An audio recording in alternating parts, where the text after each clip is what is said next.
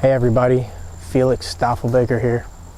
I wanted to make a video on, I think that EOS could hit $1 trillion market cap before Bitcoin does. Now I know that sounds really crazy and like a really big claim, but let me explain kind of what I'm thinking and see if you see it that way too. So I don't really include Ethereum in that because once, they're already maxed out even right now. Once things start increasing, they will have price increase and they'll have more hype, but they don't actually have any applications running that would allow for a steady stream of onboarding users up to the tens of millions potentially that Voice could garner in the same situation on EOS.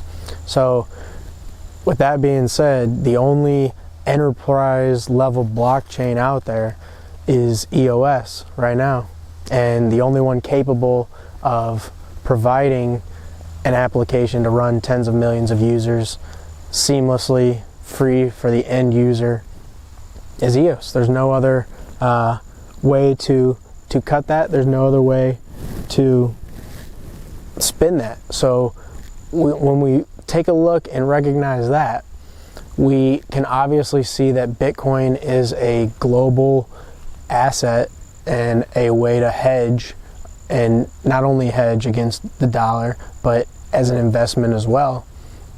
And to get to $1 trillion in market cap, Bitcoin's at about 250 billion. So it's roughly got to 4 or 5x to hit $1 trillion, which definitely it's going to do here very soon.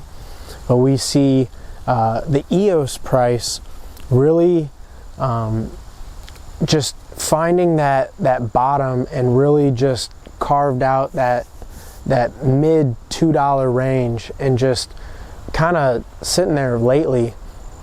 And what we see is, if you look at the chart, it's following this huge triangle down. And what happens is when you have that much pressure built up over a long period of time and that much downward momentum being placed on the price of EOS for so long, you got to think too, a 90% distribution, because block 1 has 10% of the EOS tokens, a 90% distribution of all the tokens, over a year. So there was such a organic and depth of market provided by doing it that way that you don't have massive impulse sells and buys like you do on some of these other pre-mined coins that large quantities are sitting with small groups of people. And most people don't even realize, but EOS is the third most liquid token. Bitcoin is the first, and then behind that is Tether. So if you don't even take into account Tether, which is basically a USD pairing with crypto, EOS would be number 2 behind Bitcoin.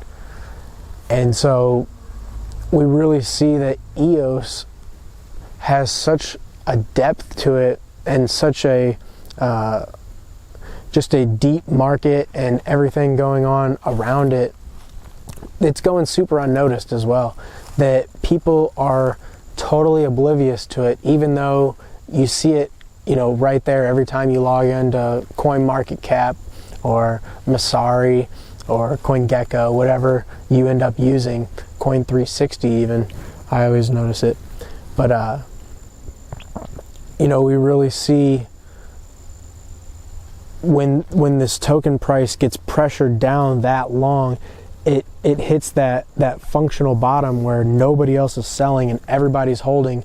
And what happens is when we get some positive news, like what happened with Google type of thing, that went under so many people's radar.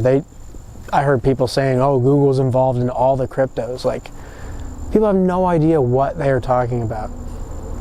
And so you see that when the pressure applies to a price and you get so low, some of this good news is going to start popping this crypto stuff up. And what we see is, especially with EOS being in a multi-year downward triangle, when these things break, they break violently. And what we could really be looking at is, you know, EOS taking off and very quickly hitting some all-time highs around the $20 range. And once EOS breaks out of that, you know, you're looking at triple digits in, you know, a very, very short period of time. And I don't think people are really taking that into consideration. And, you know, once that kind of thing starts happening, that's before any even FOMO starts to kick in. You've got people who, after that, who will start to buy in. Then you've got companies the same way, you know, companies like MicroStrategy and PayPal and everybody are buying Bitcoin. They're going to start allocating a portion to EOS. And, you know, you can look back at some of my videos. I talk about that, you know, pretty regularly, that I feel that companies and businesses and even individuals are going to have to start investing in EOS the same way that they invest in Bitcoin. And we could really see EOS capture a lot of the market share doing that, especially if Ethereum starts to lag in a bull market, not having an application to onboard users. A lot of those people could sell Ethereum and, you know, rush into EOS as well. So you got to think that EOS, if not Ethereum, some other tokens will take their portions of their market cap, current and future as well.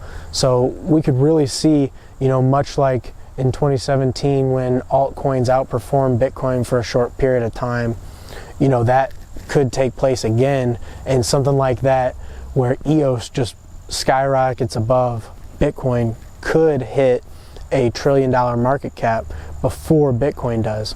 So I just wanted to put that out there. I think that's plausible. I think that that's possible. And, you know, the more I'm understanding EOS and seeing the different parts and pieces come together, I'm thinking that this is going to be, you know, an instant type of situation for the people invested. A lot of people aren't going to have time to get in, especially at these kind of prices. You know, anything under 3 digits for EOS is just unbelievably cheap. Like, it's just ridiculous. So I just wanted to put that out there, and I think that, you know, that's a very real possibility. So I just want to let you guys know. Stoffel Baker out.